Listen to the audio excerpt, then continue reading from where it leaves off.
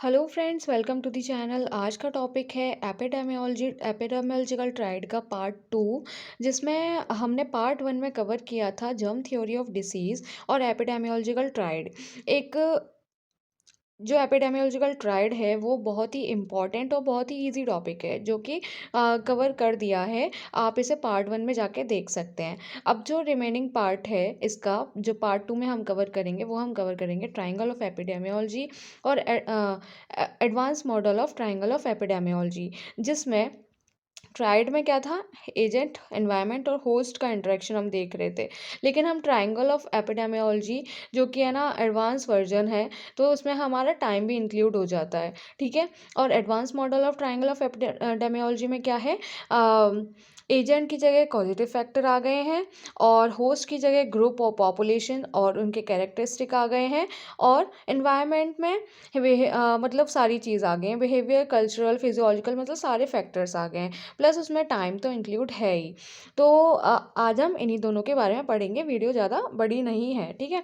तो वीडियो शुरू करने से पहले आपसे एक छोटी सी रिक्वेस्ट है कि अगर आपको मेरी वीडियो पसंद आती है और अगर आपने चैनल को अभी तक सब्सक्राइब नहीं किया है, तो आप प्लीज़ उसे सब्सक्राइब करें और वीडियो को लाइक करें और शेयर करें, जिससे कि वो दूसरों को भी हेल्प करे।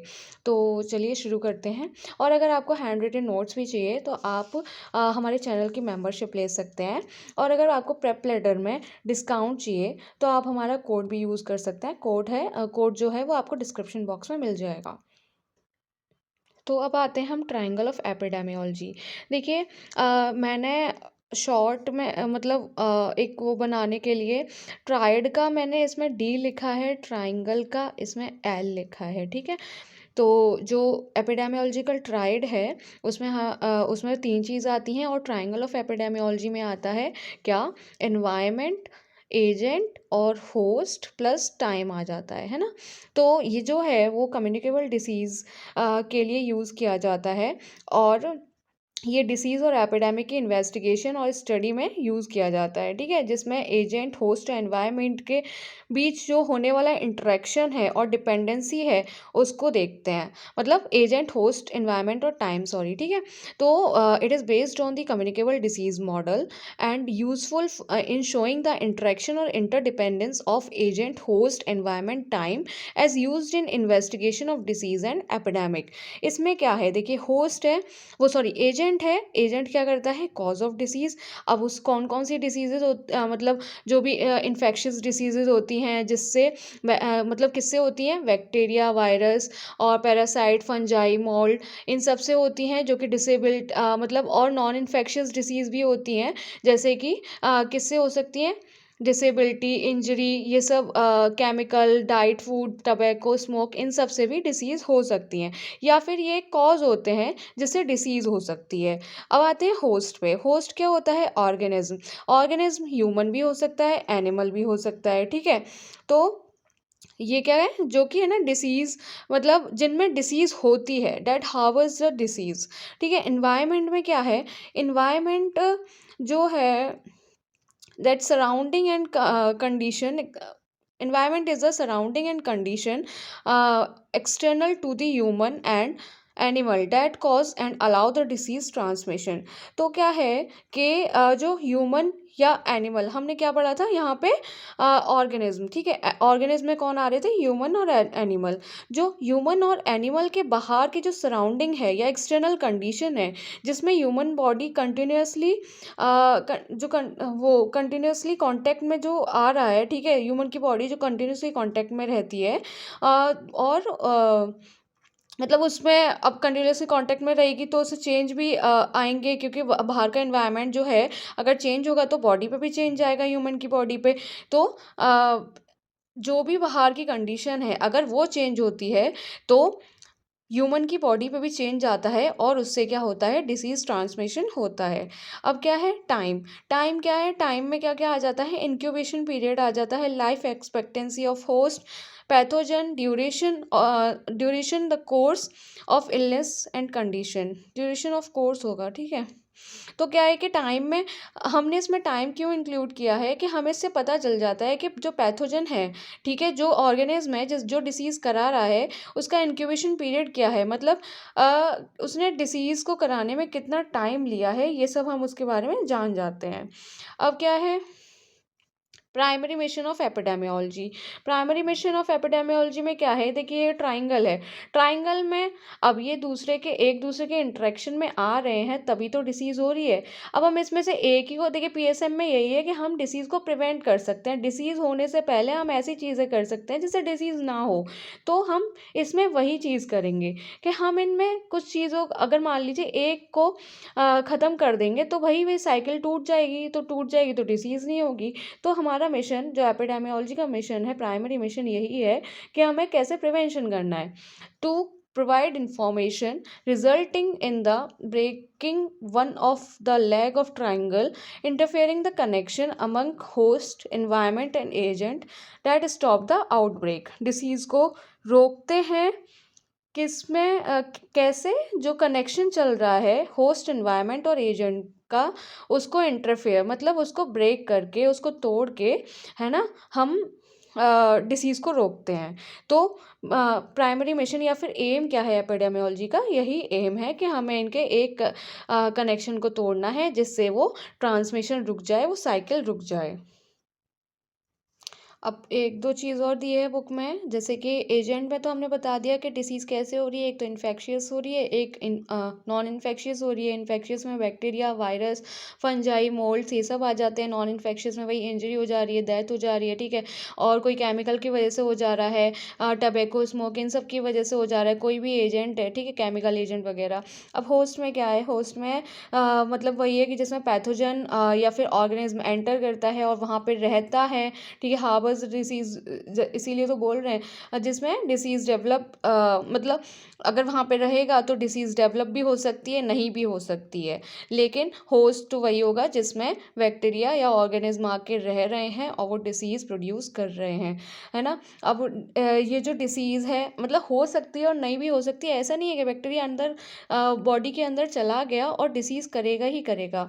ये कई सारे फैक्टर्स पर डिपेंड करती है, जैसे कि इम्यूनिटी हो गई, जेनेटिक हो गया, होस्ट का जेनेटिक स्ट्रक्चर हो गया, ठीक है, कि पैथोजन और पैथोजन जो है, जो एजेंट बॉडी में एंटर किया है वो कितना एबल है डिसीज़ प्रोड्यूस करने में, उसके वायरुलेंस क्या है, ठीक है, एनवायरनमेंट को कितना वो एक्सेप्ट कर पा रहा है, अंदर को वो सर्वाइव कर पा रहा है या नहीं कर पा रहा है ना। तो कुछ बहुत सारे फैक्टर्स होते हैं, ऐसा नहीं कि पैथोजन अंदर चला गया, बॉडी में चला गया तो डिसीज़ ही करेगा, भाई उसकी इम्यूनिटी वगैरह भी डिपेंड मतलब उस पर भी डिपेंड करता है ना। अब इन्वायरमेंट में तो वही है कि इसमें biological, physical, cultural, social aspect को भी हम देखते हैं, ठीक है। तो ये यहाँ पे ख़त्म हो गया द ट्राइंगल ऑफ एपिडेमियोलॉजी। अब हम आते हैं advance model of triangle of epidemiology.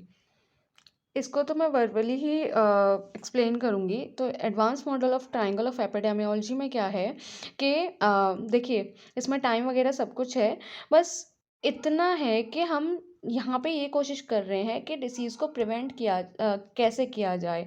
मतलब अगर है ना अगर डिसीज़ हो रही है तो भाई डिसीज़ को ना होने दें और उससे पहले ही हम अपनी लाइफ़स्टाइल को सही कर लें, ठीक है? तो ये चीज़ें हैं। तो ये क्या है कि प्रिवेंट हम कुछ भी चीज़ देखेंगे तो हमें देखना है कि प्रिवेंशन कैसे करना है, हमें ऐसी क्या चीज़ें करनी है कि जिससे डिसीज़ ना हो। तो जैसे कि public health, chemotherapy, vector control जो होते हैं, उनकी वजह से जो कम्युनिकेबल डिसीज़ हैं, उनको कम किया जा सकता है, ठीक है? तो वही है कि डिसीज़ मतलब बहुत सारे प्रोग्राम्स चलाए जाते हैं जिसकी वजह से डिसीज़ को हम कंट्रोल कर सकते हैं। अब क्या है लंग कैंसर, सीएसडी मतलब कार्डियक हार्ट डिसीज़ जो होती हैं, कोरोनरी हार्ट डिसीज़ जो होती हैं, है ना, ब्रोंकाइटिस, मेंटल इलनेस, ये जो डिसीज़ेज़ हैं इनको जर्म थ्योरी से एक्सप्लेन नहीं किया जा सकता। अब क्या है कि इनको ट्रेडिशनल वे से भी ट्रीट नहीं किया जा सकता। डिसीज़ की इटियोलॉजी को हमें पता होना बहुत ही इम्पोर्टेंट है, जो कि हम एपिडेमियोलॉजी से ही जान सकते हैं, ठीक है? और क्या है कि है ना उसका हमें मतलब सारे एस्पेक्ट पता होना चाहिए, जैसे कि सोशल एस्पेक्ट, है ना, कल्चरल एस्पेक्ट, जेनेटिक एस्पेक्ट, सारे हमें फैक्टर्स पता होने चाहिए, तभी हम डिसीज़ को कंट्रोल कर सकते हैं। जैसे कि अब टीबी कैसे होता है? टीबी ट्यूबरकुलर, अगर है ना, मैंने बताया जैसे कि बस बैक्टीरिया एंटर करने से ही डिसीज़ नहीं हो सकती। ऐसे ही टीबी जो है केवल है ना ट्यूबरकुलर, जो ट्यूबरकल बैसिलाई है उससे, उसके एंटर करने से ही टीबी नहीं हो जाता। उसके अलावा उसकी जेनेटिक देखी जाएगी, ठीक है? पॉवर्टी मतलब उसका स्टेटस क्या है? अगर स्टेटस मतलब मान लीजिए उसकी पॉवर्टी है, अगर वो गरीब है तो उसका खाना-पीना भी सही नहीं होगा, ठीक है? माल न्यूट्रिशन होगा, वो ओवर क्राउडिंग में अगर रह रहा होगा तो उन लोगों में ये जल्दी होगी। और जो अच्छे से हाइजीन के साथ रह रहे होंगे उनमें नहीं होगा। उनकी इम्यूनिटी भी स्ट्रॉन्ग होगी, ठीक है? तो केवल इसके और इसके इंटरेक्शन से ही नहीं होगा, बहुत सारे फैक्टर्स भी डिपेंड मतलब उन पे भी डिपेंड करता है, ठीक है? अब क्या है, जो सीएसडी और कैंसर जैसी डिसीज़ेज़ हैं, उनके वो कई सारे फैक्टर्स पर डिपेंड करती हैं, ठीक है? अब जैसे कैंसर हो गया, सीएसडी है मतलब कोरोनरी हार्ट डिसीज़ है। अब हार्ट डिसीज़ को हम रोक सकते हैं होने से, जैसे कि अगर हम है ना फैट का इंटेक कम कर दें, ठीक है? जो ओबेसिटी है वो जो कॉज़ है कोरोनरी हार्ट डिसीज़ का, वही ओबेसिटी वाले सारे फैक्टर्स को हम कम कर दें, जो भी इटियोलॉजी है, स्मोकिंग कम कर दी जाए, ठीक है? एक्सरसाइज़ को बढ़ा दिया जाए, तो उससे हम कोरोनरी हार्ट डिसीज़ को रोक सकते हैं। अब ये जो मल्टीफैक्टोरियल डिसीज़ के लिए ये advance model of triangle of epidemiology जो है वो बनाया गया है। अब इसमें इसमें इस मॉडल में जो है वो सारे पॉइंट कवर हैं। इसमें जो है आज की disease, condition, disorder, defect, injury, ठीक है? डेथ जो है उसमें मतलब ये उनके सारे कॉजेज़ को ये रिफ्लेक्ट करती है। अब क्या पर्पज़ है इसका? जो हम इनके जो कॉज़ेटिव एजेंट जान रहे हैं, जो फैक्टर्स हम इनकी स्टडी कर रहे हैं, उनका पर्पज़ क्या है? कि डिसीज़ को कंट्रोल और प्रिवेंट करने के लिए हम फैक्टर्स को प्रायोरिटी दे रहे हैं, ठीक है? हमने इसको प्रायोरिटाइज़ किया है और हमने इसको सीक्वेंस में बनाया है, जिसकी वजह से हम उसकी स्टडी कर सकें और डिसीज़ कैसे हो रही है, उसको हम कैसे बचा सकते हैं, वो मतलब उसका ये मेन पर्पज़ है। तो हमने ये advance model of triangle of epidemiology cover कर दिया है और इसके आगे हम पढ़ेंगे जो नेचुरल हिस्ट्री ऑफ डिसीज़ है, जिसमें आता है प्री पैथोजेनेसिस और ये सब हम पढ़ेंगे, जो कि ये जो है ये वाला हम चार्ट कवर करेंगे, ठीक है? फिर हम आ जाएँगे प्रिवेंशन पे, टर्शियरी प्रिवेंशन मतलब ये प्राइमरी प्रिवेंशन, सेकेंडरी, ये सारे के सारे जो हैं वो इसमें आ जाएँगे, ठीक है? तो अ, मतलब वीडियो को हम यहीं ख़त्म करते हैं। अगर आपको मेरा काम पसंद आता है, अगर आपको मेरा समझाना पसंद आता है, तो आप मेरे चैनल को सब्सक्राइब करें, वीडियो को लाइक करें और कमेंट करें। अगर कोई कमी भी लगती है तो भी आप उसमें कमेंट कर सकते हैं, जिससे मैं इम्प्रूव कर सकूँ। Thank you so much for watching the video. और अगर आपको हैंड रिटन नोट्स भी चाहिए तो आप हमारे चैनल की मेंबरशिप ज्वाइन कर सकते हैं, आपको हैंड रिटन नोट्स अवेलेबल हो जाएंगे। Thank you so much.